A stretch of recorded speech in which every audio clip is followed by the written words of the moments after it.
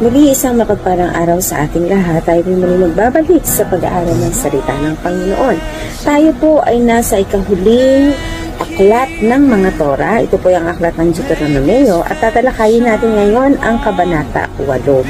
Subalit bago po tayo magpatuloy, tayo po muna dumulog sa isang panalangin. Ama namin Diyos, sa mga pangyarihan sa lahat, hindi po kami dumalapit sa inyong harapan. Samahan niyo po kami, Lord, sa aming pag-aaral ng iyong salita. Dalangin namin, Lord, na turuan niyo po kami na makita namin ang lawak at ang lalim ng pag-ibig niyo sa bawat isa sa amin. Lord, tunay nga po na sa iyo lang ang mataas na papuri, sa salamat at pagsamba sa pangalan ng Jesus. Verse 1. Sundin ninyong mabuti ang mga batas na ito na ibinigay ko sa inyo ngayon upang humaba ang inyong buhay, dumami ang inyong lahi, at kayo'y makarating sa lupaing ipinangako ni Yahweh sa inyong mga ninuno.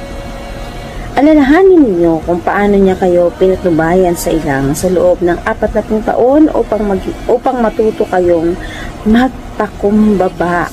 Sinubok niya kayo kung susundin ninyo siya. Tinuruan nga kayong magpakumbaba, ginutom niya kayo bago binigyan ng mana. Isang pagkain hindi ninyo kilala ng inyong mga ninuno.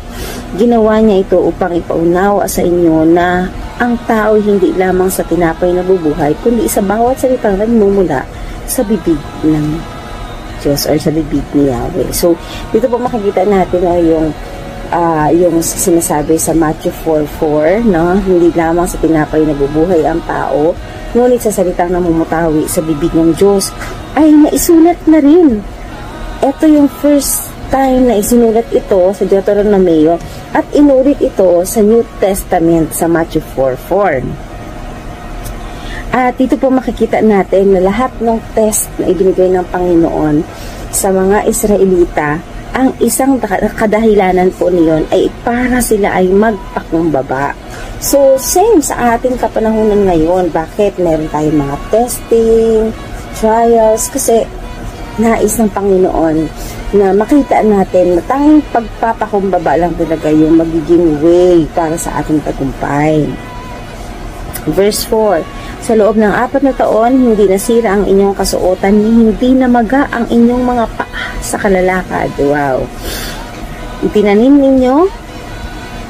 ninyo sa inyong isipan na kayo'y dinidisiplina ni Yahweh na inyong Diyos gaya ng pagdidisiplina ng isang ama sa kanyang anak. Kaya matakot kayo sa kanya at sundin ang kanyang mga utos, sapagkat tayo dadalhin niya sa isang mainam na lupain sagana sa tubig, maraming batis at bukal na umaagos sa mga burol at mga kapatagan. Sagana rin doon sa trigo, sibada, ubas, igos, bunga ng punong granada, olibo at pulot.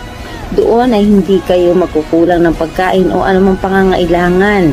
Ang mga bato roon ay makukunan ng bakal at makukunan ng mga tanso ang mga burol.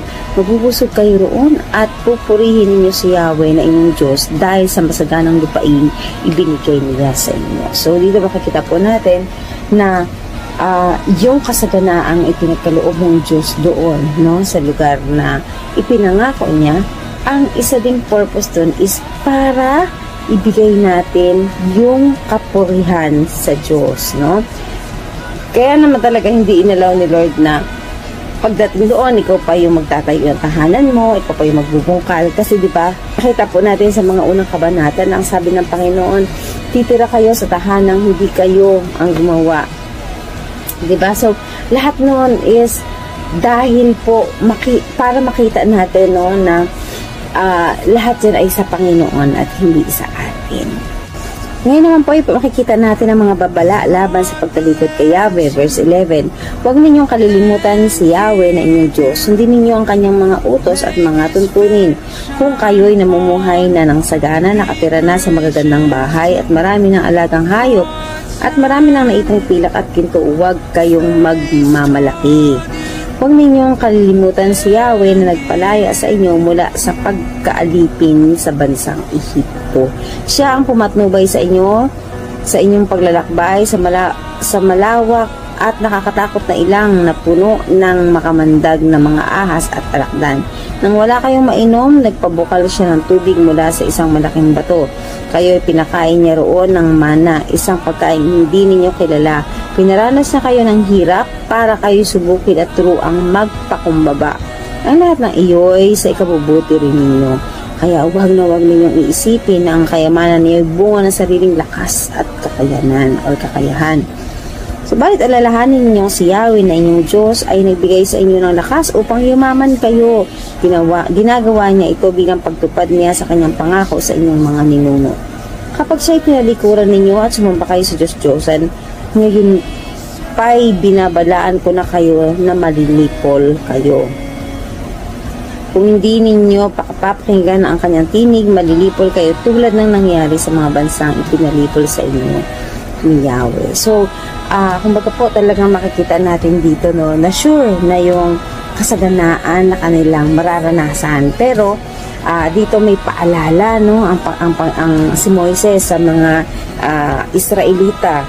At makikita natin no, na isang halimbawa yung kanilang mga nilipol na mga bansa no, yung mga taong naninirahan sa mga bansang ibinigay sa kanila ng Panginoon, na kadahilanan ng kanilang pagkawasak ay dahil po sa pagsamba nila sa ibang Diyos. Kaya naman mga kapatid, sabi dito sa verse 11 hanggang 13, kung sagana na kayo ay kailangan magpakumbaba pa rin at huwag isipin na ito ay dahil sa inyong lakas no. So ganoon din tayo ngayon, kung mas nakakaangat tayo at mas nakakaluwag sa iba, huwag natin silang tutsain, huwag natin silang hatulan, huwag natin silang ipapahiya, kasi alam niyo po na dito may mga panahon talaga ang bawat isa, at kung tayo ay nakakaluwag sa mga panahon ngayon din, sikapin po natin na maibigay pa rin yung tamang papuri sa Panginoon at